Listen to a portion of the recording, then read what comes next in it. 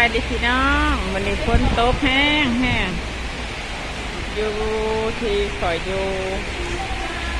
เน้นฝนตกแห้งเลยเขตรามอินทรานะพี่น้องโรงเรียนวิทยาลัยทักษิณาฝนแรงจังเลยมีฝนมีลมพี่น้องแล้วก็พายุลมแรงเปียกพี่น้องเปียกหมดแล้วพี่น้อง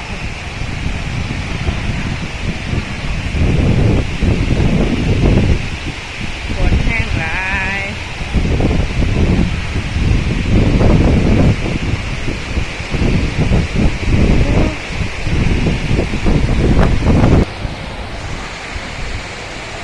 พี่น้องฝนแห้งหลายฝนแห้งจนนั้นมองหาอะไรไม่เจอเลย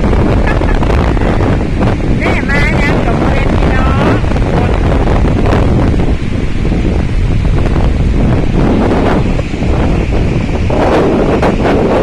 ซุ่มเย็นพี่น้องพ้นทำดอกมะม่วงดอกมะขามพ้นเดือนสามเวลาพอแม่ตายายน่าอยู่บ้านนอกบ้านหน้าห้ามพ้นโบเวนเดือน3คนก็ห้ามเดือน4เล่นได้ดีกับเกี่ยวดีนักแรง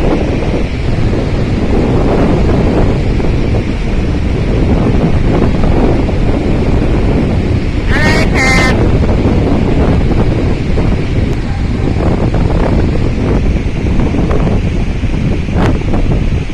เขตบ้านคอยฝนตกแห้ง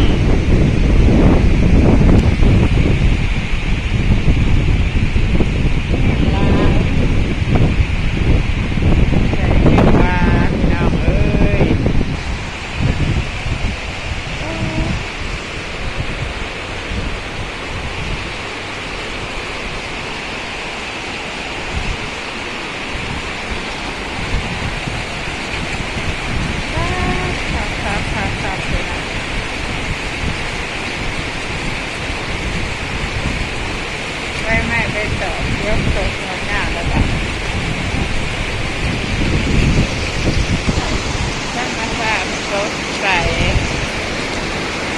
มาสาสดใสสดสวยพี่น้องสวยงามหลาย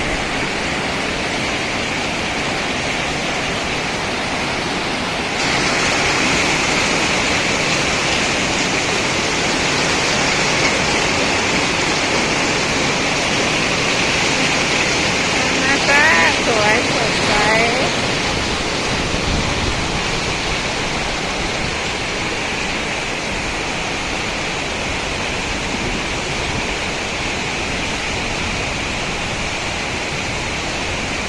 นี่ก็คือโฮมอาหารเนาะพี่น้องโฮมอาหารที่โรงเรียนนักเรียนเวลาเลิกเขาก็ไม่กินข้าวอยู่นี่ฝนงามแห้งเลยฝนเดือน3เดือน4พี่น้องเอ้ยฝนตกเดือน3ถึงย่างเมื่อหองก็อยู่ฝุ่นหองกันต้นสีเสียงนะฝนก็เบ็ดก็เท่าไรเล็กเท่าไรน้อยนะพี่น้อง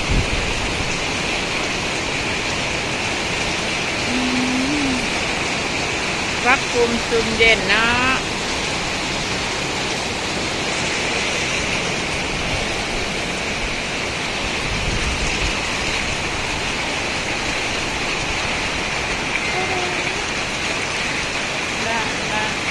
ด้านนี้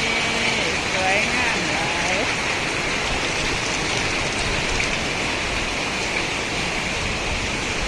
เฮ็ดพิโลไอ้แคบบ่ทายเอาดอกได้บ้านก็ย่านก็ค่ะ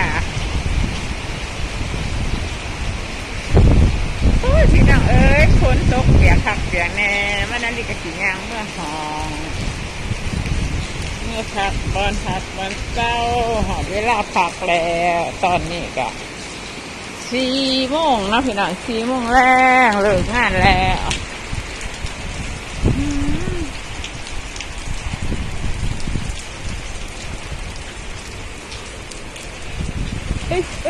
เปียกมาเลยมาของสถานที่ละบานนี้พี่น้อง